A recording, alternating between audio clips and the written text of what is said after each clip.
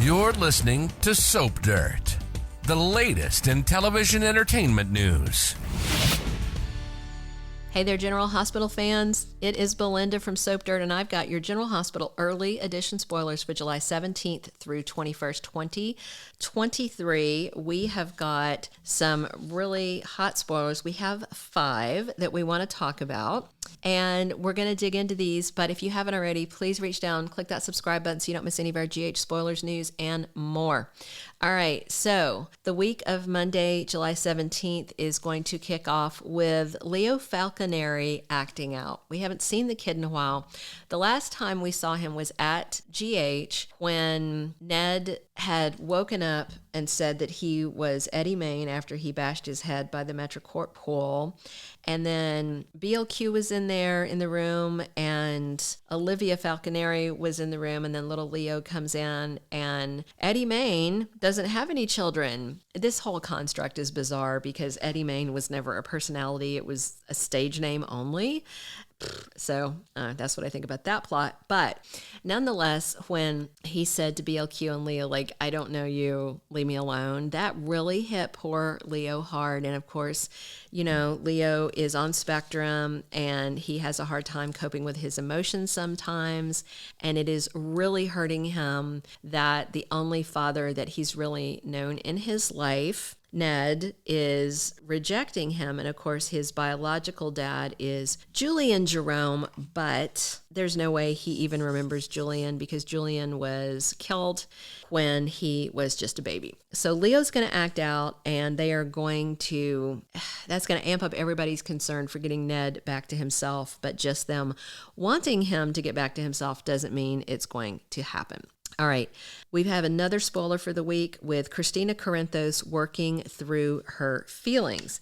Now, this ties down to something that is happening later this week where it is about Christina being rebuffed by someone. Rebuffed, if you don't know that word. Rejected by someone. And I feel like it is Molly who might consider rejecting her. I don't know. I feel like this is about this surrogacy storyline because remember, Molly overheard Christina saying to Sam and Alexis that she could be their surrogate. And Molly heard that, and then she kind of freaked out and said, everything's the Christina show, you know, that she just sucks up all the air in the room, which can be true. But then Molly and TJ had a serious talk, and they kind of got down to the nitty gritty that actually Christina wouldn't be a bad choice because they do share biology. She's young, she's healthy, she kind of ticks all the boxes.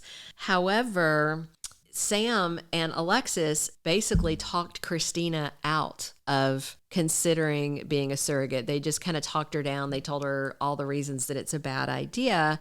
And so Molly may overhear this. She may talk to Sam and Alexis, and I feel like that she is at first going to reject the premise, even though she seemed like she was open to it since Christina is getting rejected this week. And the next week, the spoiler is that Christina works through her feelings. And maybe those are feelings about being a surrogate, you know, whether she could donate an egg, whether she could carry a baby that was half of hers biologically and then give it away to her sister.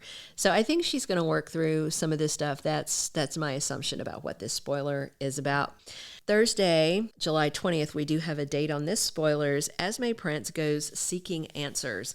I'm pretty sure she is going to head to D'archam Asylum and see her awful mother, Heather Weber. The big question is when she does go see Heather, and we do have it confirmed, Allie Mills is coming back for more scenes as Heather.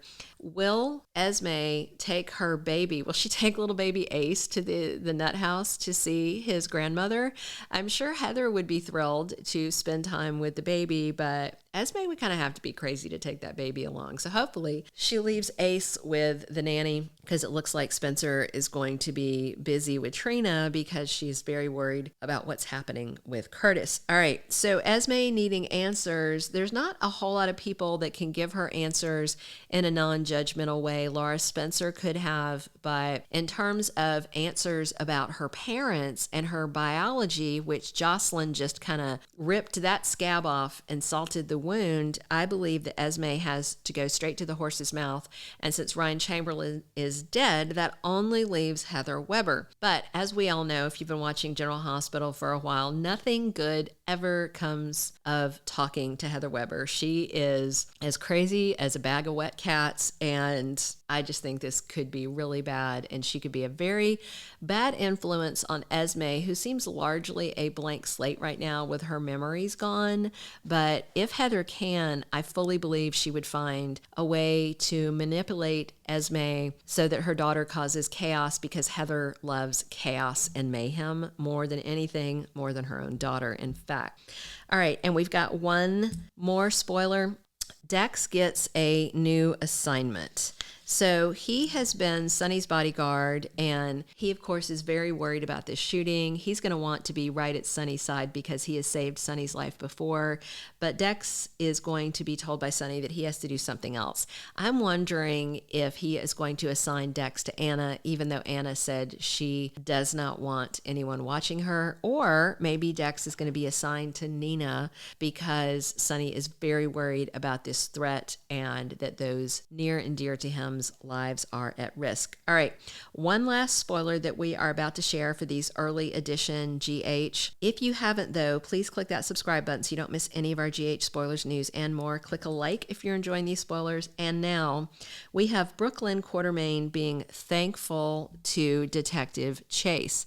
So this is kind of interesting because there's a scene coming this week, the week of July 10th on General Hospital, where Chase is basically asking her why Tracy is so interested in him, what she has to offer him. And this is the perfect time, the optimal time, really, for BLQ to tell Chase, look, I asked my granny to get you your job back because I felt so guilty about you losing it by fighting to defend me, and then me not sending that letter because I was, dealing with the link stuff. So it is the perfect time for her to come clean. And the spoiler is that she is thankful to Chase. So maybe he forgives her, and that's why she's thankful. Wouldn't it be nice to have all these secrets behind them? Thank you for being a loyal listener. Follow us wherever you get your podcast, because you don't want to miss the next episode. Soap Dirt is on all the major podcast platforms, including Apple Podcast, Spotify, iHeartRadio, and more.